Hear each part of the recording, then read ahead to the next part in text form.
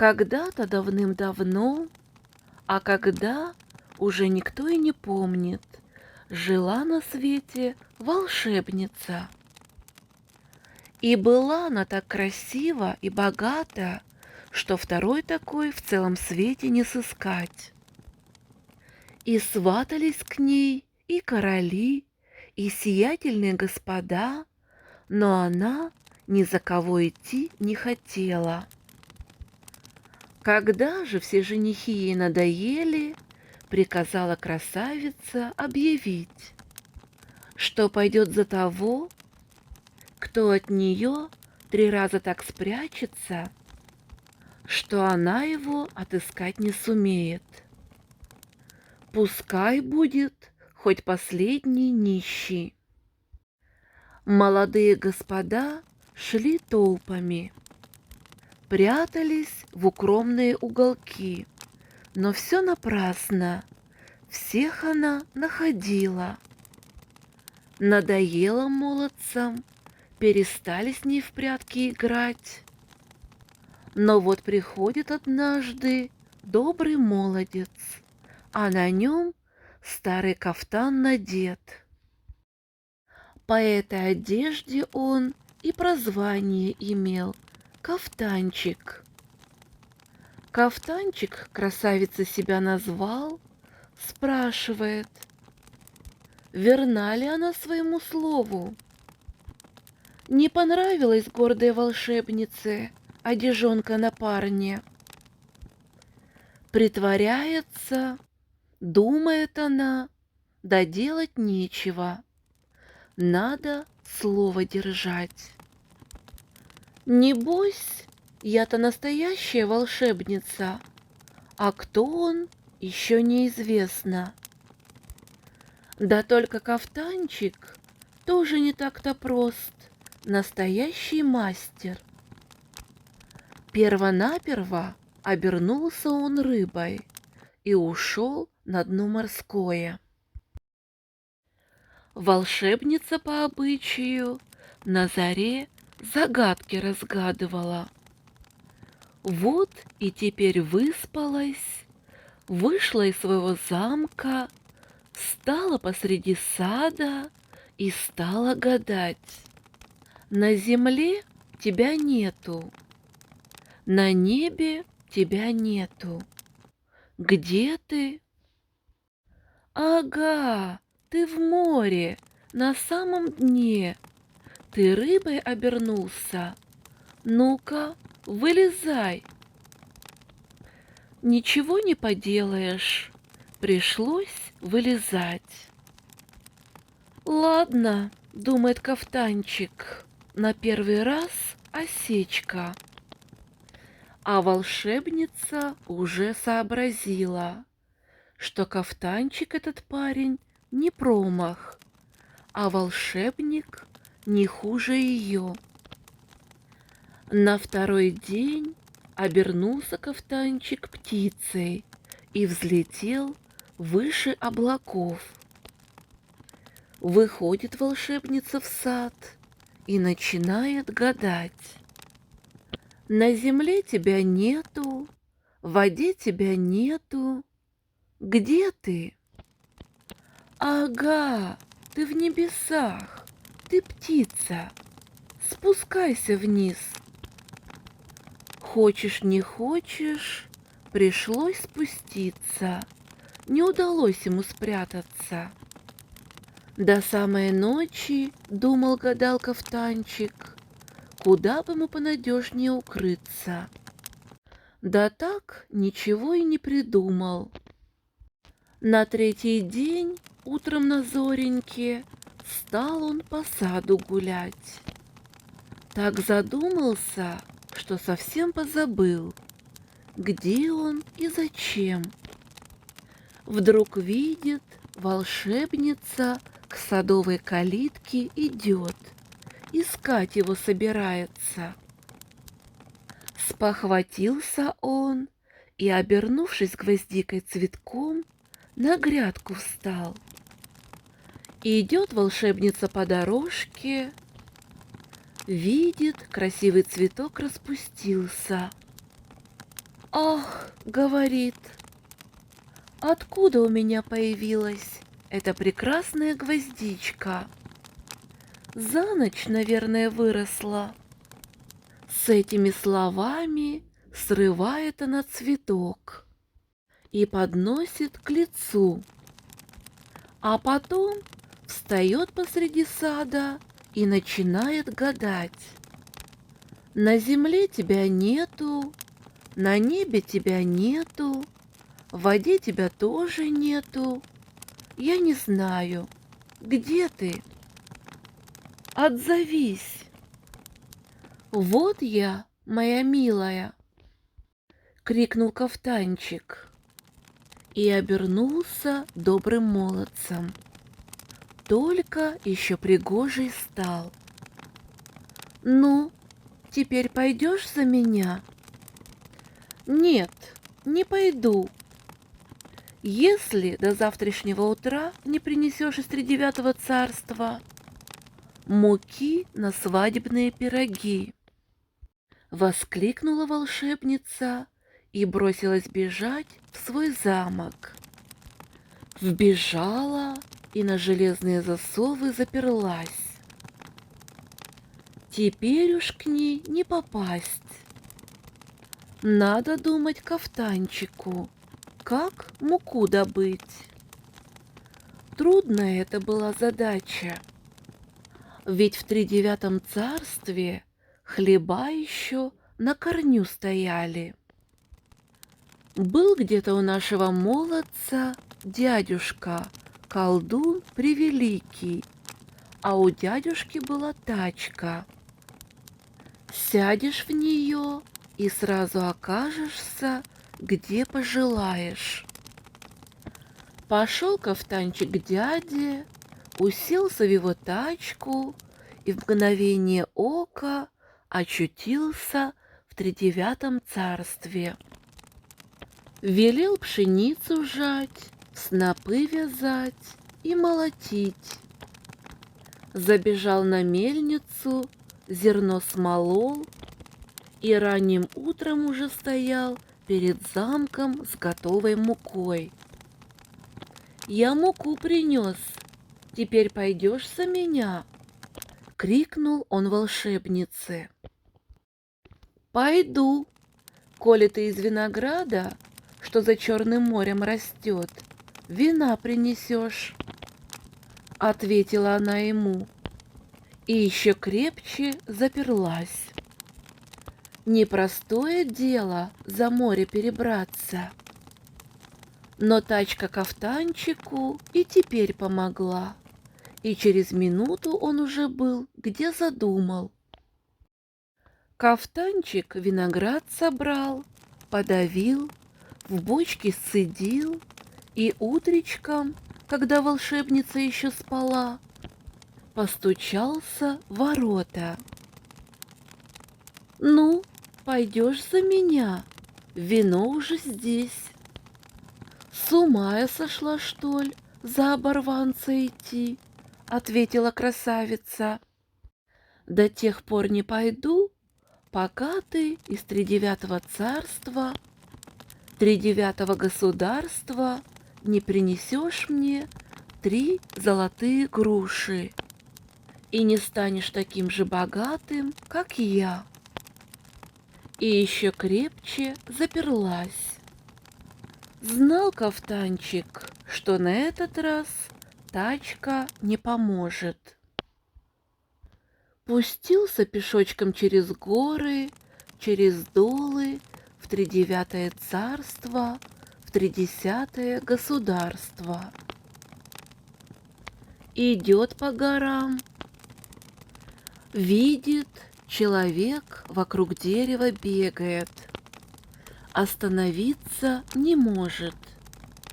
Давно, видать, бегает, много лет. «Бог в помощь, добрый человек! Что это ты здесь делаешь?» — спрашивает его кафтанчик. «Не видишь разве? Бегаю. Никто меня на такую службу не берет, где бы я вдоволь набегаться мог, отвечает он. Пойдем со мной за 3-9 земель, там и набегаешься. Согласился быстроногий, и пошли они дальше вдвоем. Шли, видят, человек сидит. Перед ним 9 караваев хлеба горой лежат, а он во всю глотку кричит: «Ох, есть хочу!» «А чего же не ешь?» — говорят они ему. «Ведь перед тобой гора хлеба». «Да ведь это мне на один зуб». «Пойдем с нами за 3-9 земель, там наешься». Стало их теперь 3, и зашагали они дальше. Идут они, идут, видят, человек сидит перед большим костром. На нем 9 шуб надето, а он голосит: «Помогите, люди, холодно мне». «Да ты что? Сидишь ты ведь весь укутанный у костра», — удивились друзья. А тот зубами клацает, да весь дрожит, замерзает. «Пойдем с нами за 3-9 земель, там согреешься». Стало их 4, и отправились они дальше. Шли, видят, возле самого колодца человек сидит. Позади него большая река течет, а он все кричит: «Ох, пить хочу, пить хочу!» «А ты напейся», — говорят они ему, — «воды-то вдосталь». «Этой мне не хватит». Хорошо, что на меня настоящая жажда не напала. Пошли с нами в 3-9 царство, в 3-10 государство. Там напьешься, говорят ему друзья. Стало их 5, и вскоре они добрались до 3-9 царства, 3-10 государства. Вокруг высокие горы, а среди гор стоит королевский замок. Явились они впятером, гости незваные, королю, и стали у него 3 золотых груши требовать. «А кто вы такие, что ни с того ни с сего спрашиваете золотые груши?» «Меня, — говорит кафтанчик, — такая-то волшебница за ними послала, а это мои друзья». И рассказал королю, что за люди его приятели. «Да, — решил король, — коли вы такие друзья, то сперва мне послужите, а коли заслужите, то и груши получите. И я как раз сыну свадьбу собираюсь справлять. Мои пекари и повара целую неделю пекут и стряпают, вдоволь всякого угощения настряпали, а гости все не едут. Коли гостей из 9 стран к утру созовете, получите груши, а коли нет, горе вам. Но и перепугали же наши друзья. 9 стран за одну ночь обижать, не то что к соседу в гости заскочить. А один лишь быстроногий, который вокруг дерева бегал, не испугался и велел королю приглашение для гостей писать. «Уже написаны», — отвечает король, и вручает ему толстенную пачку. Считать не пересчитать. До самого вечера наш быстроногий топтался возле замка. Остальные четверо от страха дрожат, да его поругивают. Зачем медлит? А он отвечает, что времени хватит. С вечерним ветерком двинулся он в путь, а на рассвете с утренним ветерком вернулся и ответ на каждое приглашение принес. Утром отправились друзья к королю просить золотые груши. «Дам, дам!» Только вот загвоздка. Гости мне пишут, что не поспевают к завтрашнему дню на свадьбу. Коли хотите груши получить, вам надобно все, что мои повара настряпали, к утру съесть. Не то велю казнить.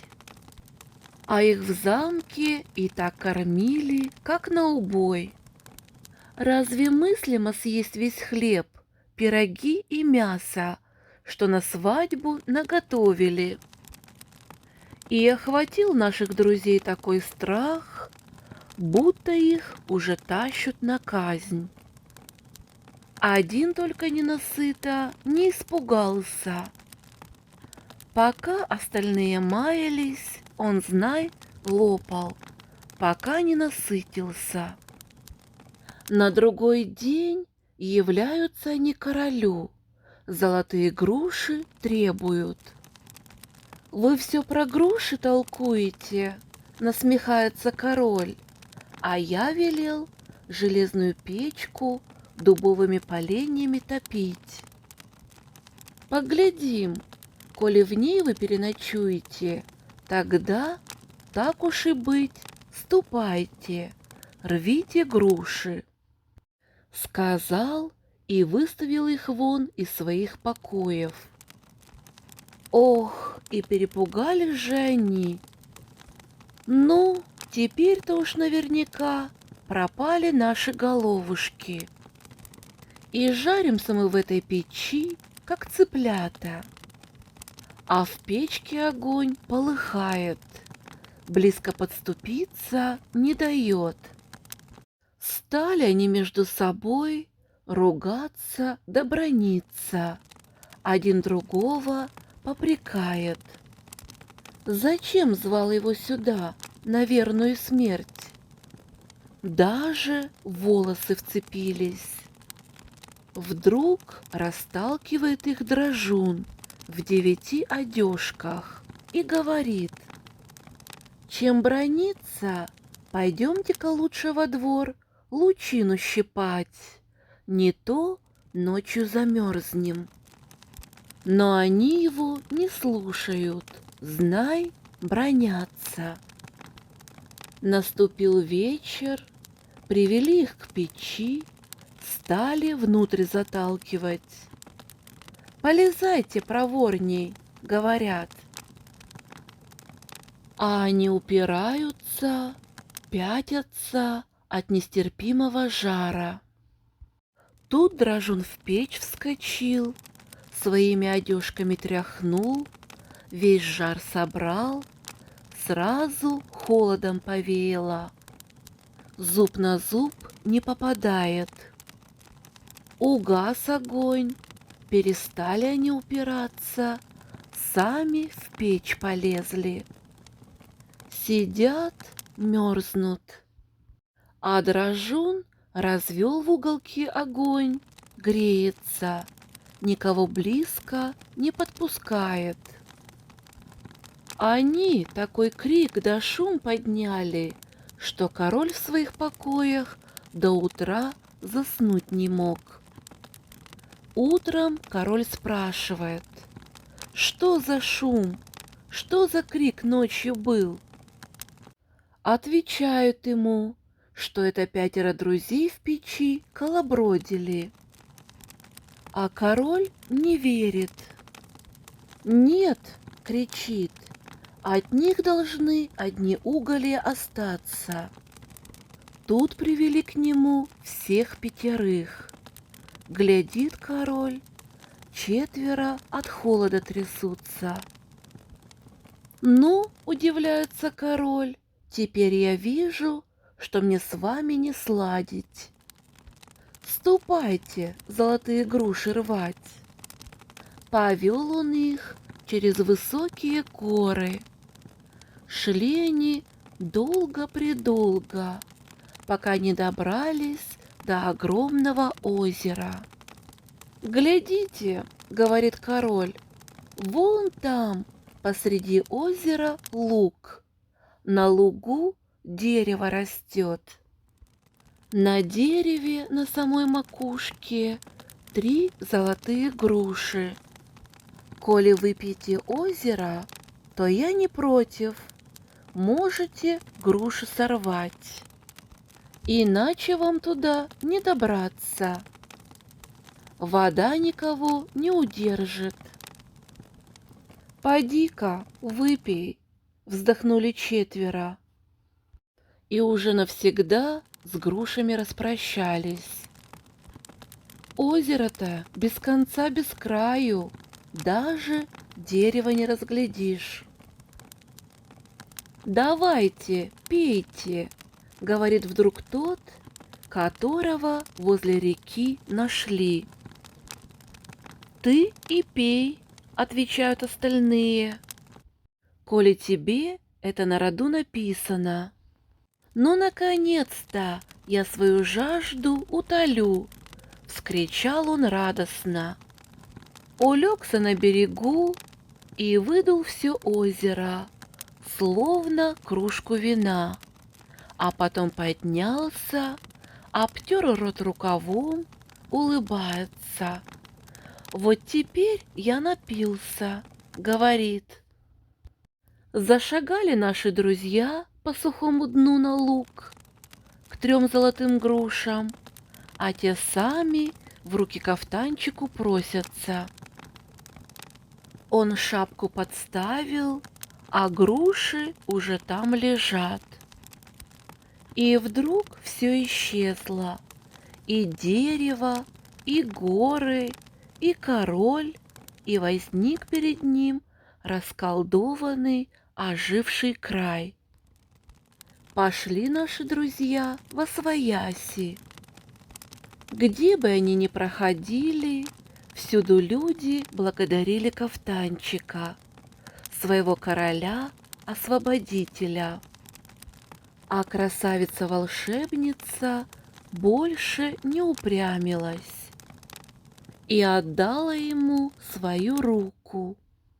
И зажили все счастливо. И тот, который набегался, и тот, который наелся, и тот, который согрелся, и тот, который напился, и сам кафтанчик с молодой женой.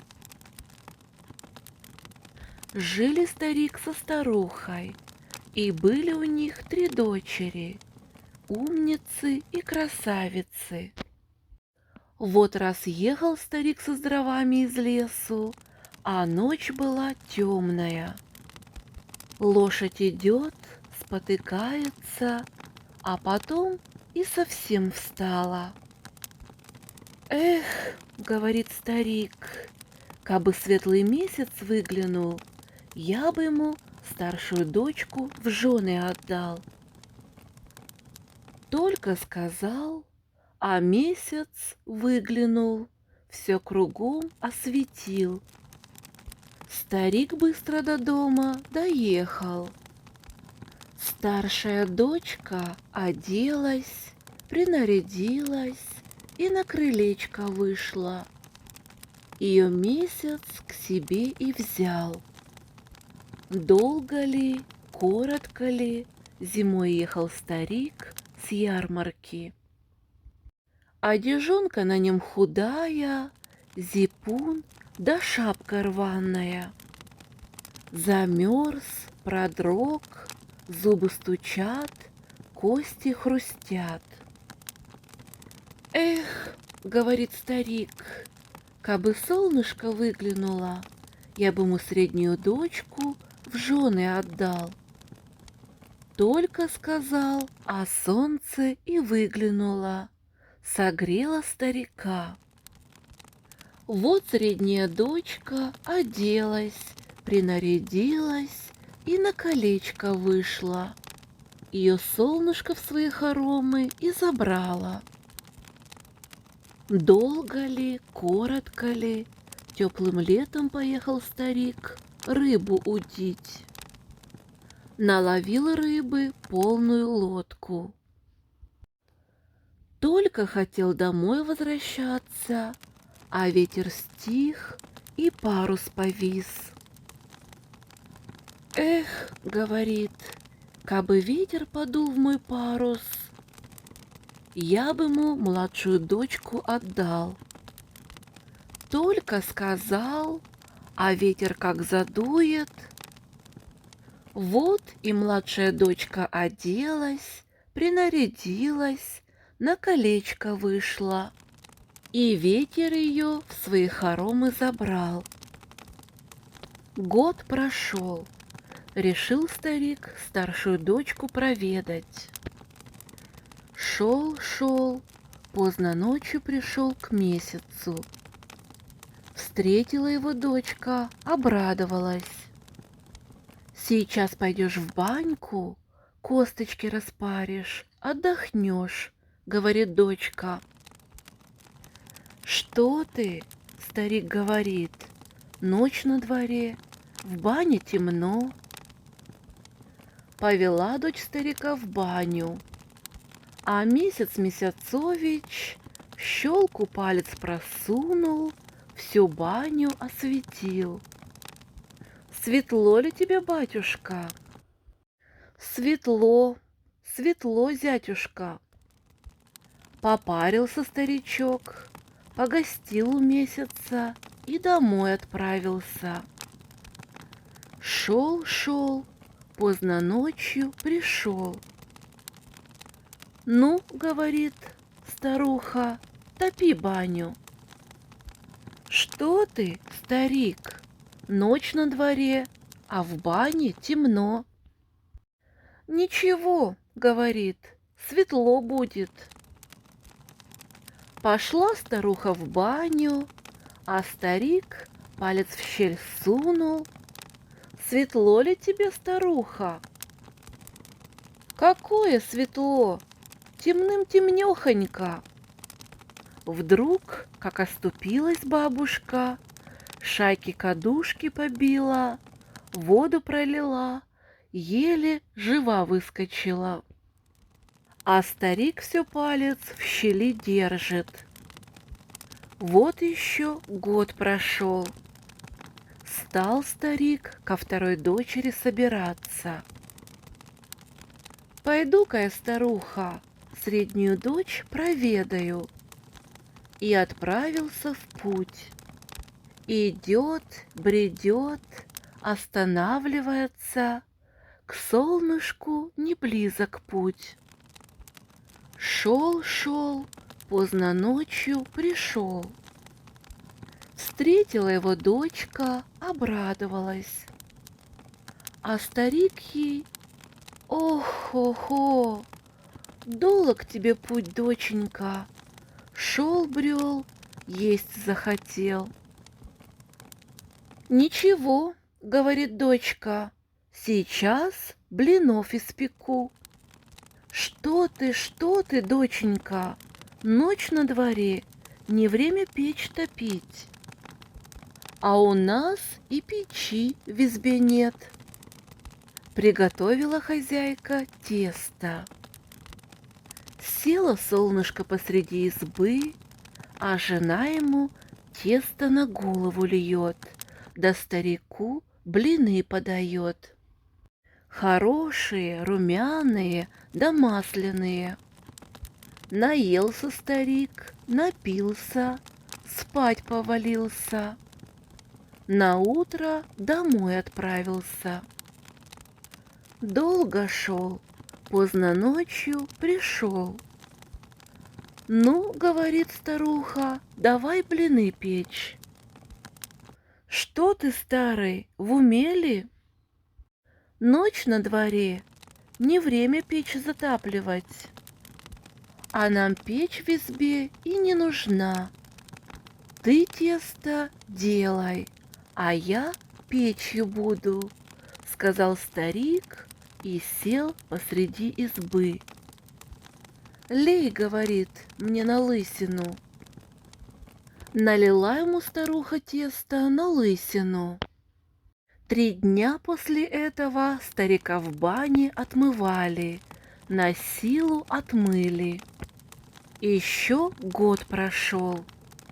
Стал старик к младшей дочери собираться.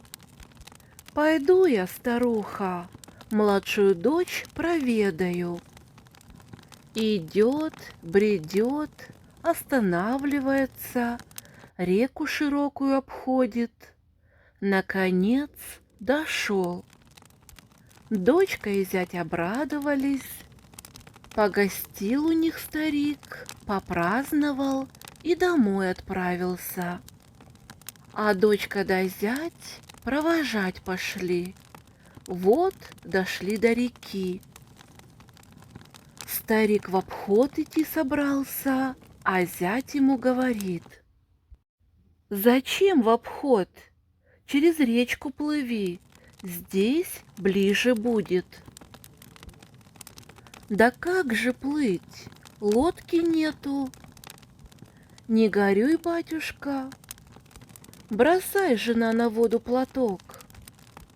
Бросила старикова дочка на воду платок, ветер его надул пузырем, сел старик, и ветер его мигом на другую сторону переправил. Только старик до дому добрел, не поел, не попил, не присел, а говорит: «Идем, старуха, на море покатаемся». Пошли к морю, а лодка дырявая.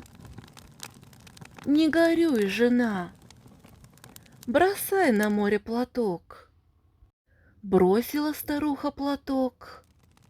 «Прыгай, — говорит старик». Прыгнула старуха, а старик давай дуть. Дует, дует, а старуха уже в воде по колени. Дует, дует старик, а старуху уже соседи из воды чуть живую вытаскивают. С той поры перестал старик по зятьям ходить. Лежит себе на печи, точает сапоги, ест пироги, да сказки сказывает. Когда-то давным-давно, и даже очень давным-давно, жил в дремучем лесу бедный дровосек. Каждый божий день он ходил в лес валить деревья. Вот как-то раз собрался он в лес, и жена набила ему котомку едой, а через плечо повесила полную бутыль, чтобы он перекусил и выпил в лесу. В этот день дровосек собирался свалить могучий старый дуб. «Немало крепких досок получится», — подумал он. Вот подошел он к старому дубу, вытащил топор, да как замахнулся, словно хотел повалить дерево одним ударом. Но ударить он не успел. Вдруг послышался жалобный голосок, и появилась фея. Она стала просить и умолять дровосека не рубить старого дуба. Подивился дровосек, даже рта не смог открыть, чтобы хоть словечко вымолвить. Наконец очнулся и говорит: «Что ж, не буду рубить, коли просишь». Так-то оно и для тебя лучше будет, сказала фея. А я тебя за это отблагодарю. 3 любые твои желания исполню. Тут фея исчезла, а дровосек отправился домой с котомкой за плечами и с бутылкой на боку. До дому было далеко, и бедняга всю дорогу вспоминал о том, что с ним приключилось. Все дивился, никак опомниться не мог. Когда же он, наконец, пришел домой, на уме у него было только одно — посидеть да отдохнуть. Кто его знает, может, это опять фея голову ему заморочила. Так ли, этак ли, уселся он у огня, и только уселся, как стал его голод терзать. А до ужина было еще далеко. «Ну как, ужинать скоро будем, старуха?» — спросил он жену. «Часа через 2», — ответила она. «Эх», — вздохнул дровосек, — «вот бы мне сейчас кольцо кровяной колбасы, да потолще». И не успел он это вымолвить, как вдруг, хлоп, в камин упало целое кольцо кровяной колбасы, да такой, что пальчики оближешь. Подивился дровосек, а жена его втрое больше удивилась. «Что это такое?» — говорит. Тут дровосек вспомнил все, что с ним приключилось утром, и рассказал об этом жене с начала и до конца. Пока он рассказывал, жена все хмурилась да супилась, а когда шел до конца, так и взорвалась. «Ах ты, дурак этакий, дурак набитый! Чтоб твоя кровяная колбаса к носу твоему приросла!» И не успели они глазом моргнуть, как кровяная колбаса выскочила из кармана и приросла к носу дровосека. Дровосек дернул колбасу, не отрывается. Жена дернула, не отрывается. Дергали оба, чуть бедняги нос не выдернули. А колбаса все не отрывается, приросла крепко-накрепко. «Что ж теперь делать?» — спрашивает дровосек. «Да ничего», — отвечает жена, глядя на него со злобой. «Не так уж и безобразно». И тут дровосек смекнул, что у него ведь осталось всего одно желание, третье и последнее. И он тут же пожелал, чтобы кровяная колбаса отскочила от его носа. Хлоп, и колбаса плюхнулась на блюдо, что стояло на столе.